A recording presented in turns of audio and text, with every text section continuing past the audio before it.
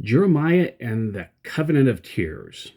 Hello, I'm Kendall Brian Hunter, author of the book Consider My Servant Job, and this is Come Follow Me, Get to the Point, where I always show up, I always come prepared, we never take roll, and it's bring your own refreshments.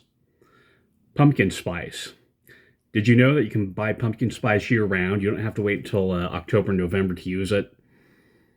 That's your pointer for today. So, Jeremiah, we just spent 2 weeks covering Jeremiah, or this is the second week. And remember, this is Sunday school, not grad school. So if you want to read all the book of Jeremiah, there's nothing stopping you. It's just that, you can actually hurt someone by, what's the expression, drinking from a fire hose, where you give people too much. I realize that most people don't find Jeremiah interesting, but the selection we're reading should hopefully give you at least a sample of what Jeremiah is about, and sort of the direction he's heading with his prophecies, because I admit a lot of them are repetitive and redundant.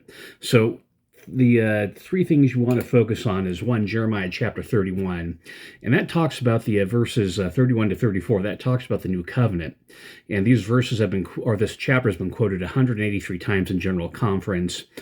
Joseph Smith referenced it 9 times in Teachings of the Prophet Joseph Smith. And it outlines the nature of the New Covenant contrasted with the Law of Moses. There's a difference there, and I think we understand the difference between Aaronic priesthood and Melchizedek priesthood. But in this verse, Jeremiah outlines some of the differences that we're focusing on the inward part, not so much the list of duties. It's church is not obedience school, but it's about transforming your heart. The second thing is... So that was Jeremiah chapter 31. Jeremiah chapter 33, that's a chapter about millennial prophecies. You'll see references to the branch, which is a prophecy of Christ, and also to David, which is a prophetic name for Jesus Christ. Sorry, my tablet's acting up a little funny. And it's distracting me. So, yeah, you read it, you get a taste of what's going on in the future, and keep in mind that the new covenant was also something that's going to happen in the future. It was instituted or reinstituted during Christ's ministry, and also during the dispensation of Joseph Smith. Last thing to think about is Lamentations, and you're reading a poem, and it's someone just going on and on about their grief. So, yeah, let's be honest, that's what you're reading. But some things to think about. One, grieving is part of human experience. You remember from Ecclesiastes chapter 3, there's a time to weep and a time to dance and a time to laugh. And sometimes lamenting is a appropriate behavior. The other thing to do is think about plastic smile syndrome. If we show up to church, we have to put a plastic smile on.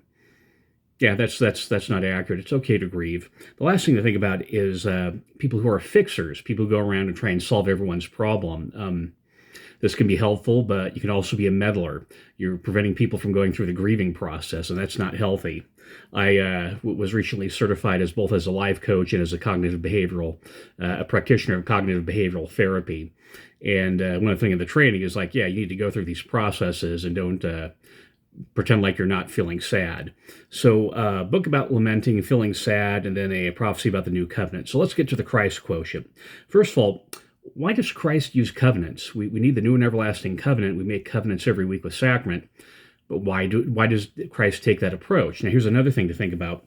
How does a covenant approach differ from other alternatives, such as having an accountability partner, such as reading a self-help book, attending a seminar, a retreat?